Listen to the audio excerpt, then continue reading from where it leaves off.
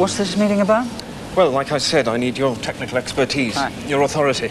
Miller's the IT man in manufacturing, isn't he? Peter Miller, yeah. He's still giving us a hard time over Phase 3. He won't accept our plans for including his division in the NAS program. Well, why not? Everyone else is bought in. No, he says it won't work. Well, it's working everywhere else. Yeah, I've told him that. But coming from me, the project director, it's rubbish. I thought if he heard it from you, he might believe it. Is he sceptical about digital? Oh, he's sceptical about any supplier. Says they all make claims they can't fulfill. NAS is just another acronym for selling hardware. Yeah, well, I can understand that. I was pretty doubtful at first. Yeah, but it didn't take much to change your mind. The real difference was innovation. We're never going to make any money by being just like our competitors. Well, it's the same with the computer companies. They need to innovate. And we need the freedom to use their innovations. That's what NAS is all about.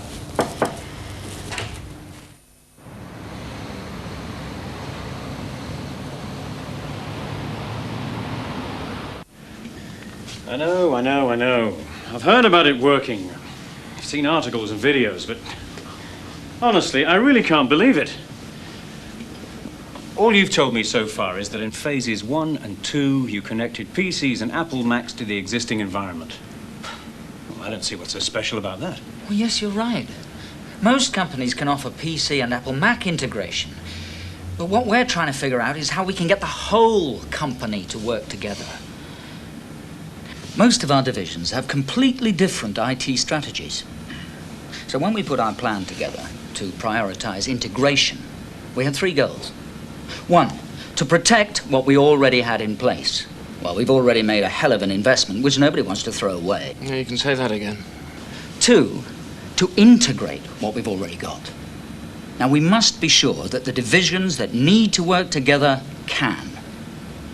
There are companies that can do those things, but they can't do the 3rd, and I think most important thing. Which is? Ensure the future.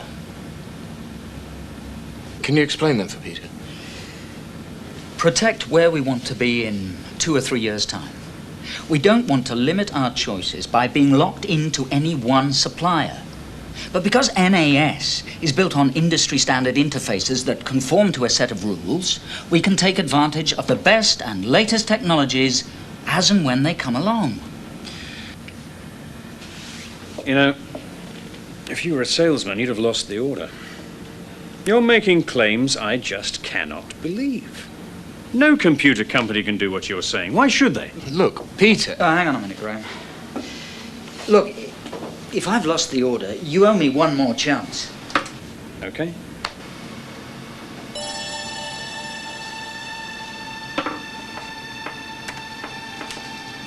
Imagine you're inside that workstation. You've lost your mind as well. No, really. Imagine you're inside our system. Imagine you could take a journey inside NAS.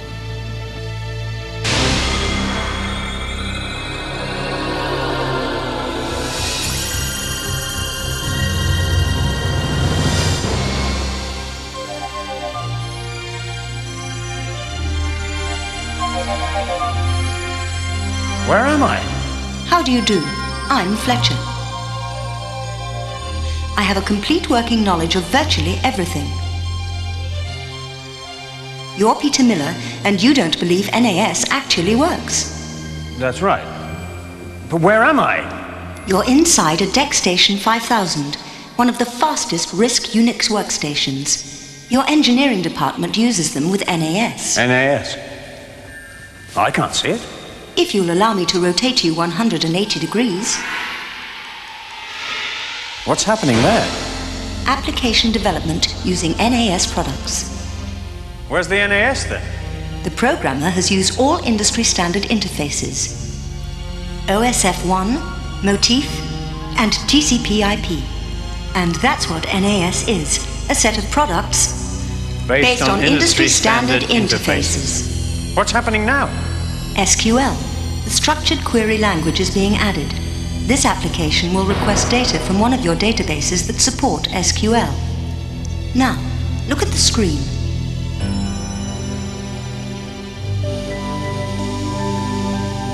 That's some screen. Someone just started up an application. Those are data requests.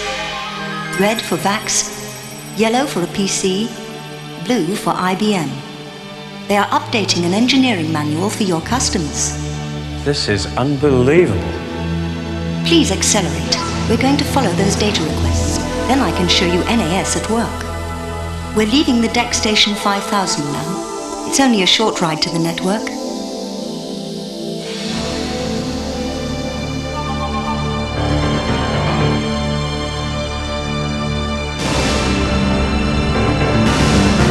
And this is Ethernet, the backbone of the corporate network. What are all these? Data from different sources all over the company, but packaged the same way.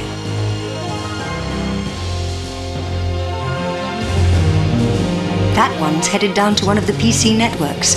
I predict we'll meet it on the way back later. And that one goes to the VAX cluster running VMS. To get to your IBM systems, we're going to cross FDDI, a high-speed fiber optic network they've just installed. This section has a considerable volume of traffic. They wanted more capacity. Hold on to your seat, Peter. Actually, you are experiencing a data rate of 100 megabits per second. That increase in network speed copes with the heaviest traffic. We're back in the Ethernet now, close to the IBM system. That's the token ring connection up ahead. A key element of NAS, Peter, is the OSI model. It allows you to use whatever physical connections or networking style you like: Ethernet, FDDI, or token ring.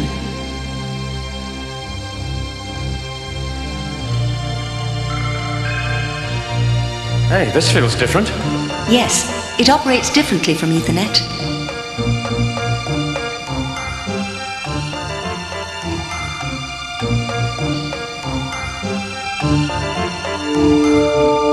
Is it far to the IBM? No, we'll get there eventually. Here we are, your IBM system.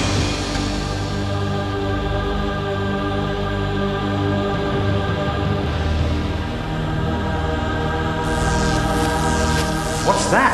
That's MVS down there. It often has that effect on people. And that? OSI connections. Where's the data request gone? Above you. Follow me, please. It's headed for the SQL service routines that allow it to access the data stored on your IBM system. But how does it actually get the data it wants? The SQL device. Watch. The open slots on the end of the data request are a set of calling standards. They match another set in the SQL service routines. See how perfectly they fit? It now needs to get the right address of the data and position the request to get the text it wants using another set of calling standards. Now it has the text needed to go with those graphics back at the Unix workstation. But how can it do that? This is all SQL here. Correct. With NAS, SQL is a service that is requested. In fact, that's how all NAS services work. They are actual code, like toolkits and runtime libraries, that your programmers use to develop applications. We need to return with that data request now, Peter. Surely applications portability is still important. Yes, but rewriting everything to make it portable could mean spending, as you would say, a fortune. In most cases, enabling applications to use each other's data is just as important as portability. Well, theory makes sense. No, Peter, this is not theory. This is reality.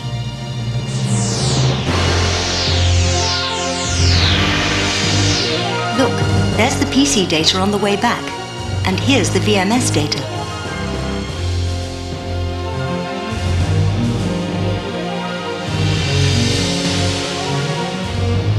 Here we are, back where we started. Please pay careful attention. Observe the VMS data heading into the application. That's fantastic. Impressive. Look, there goes the PC data.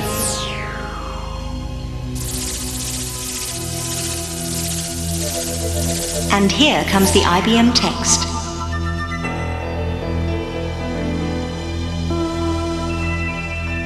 That's incredible. That is compound document architecture. It's unique to NAS. It supports multiple data formats. It allows one to take data from different sources and merge them in one document.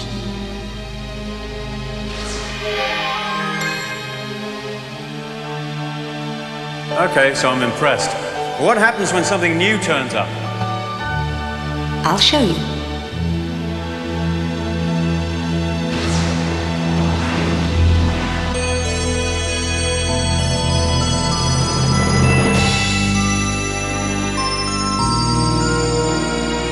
That is the future. None of us knows what's out there. NAS is not a static technology, Peter. It will continue to evolve, integrating existing standards, incorporating de facto standards, and where standards don't exist, digital will lead their development, just as with Ethernet, X-Windows, and POSIX.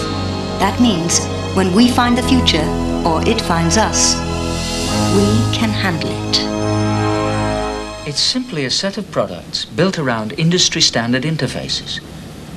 It gives us enormous flexibility to make your different applications and systems work together. Peter? Sorry.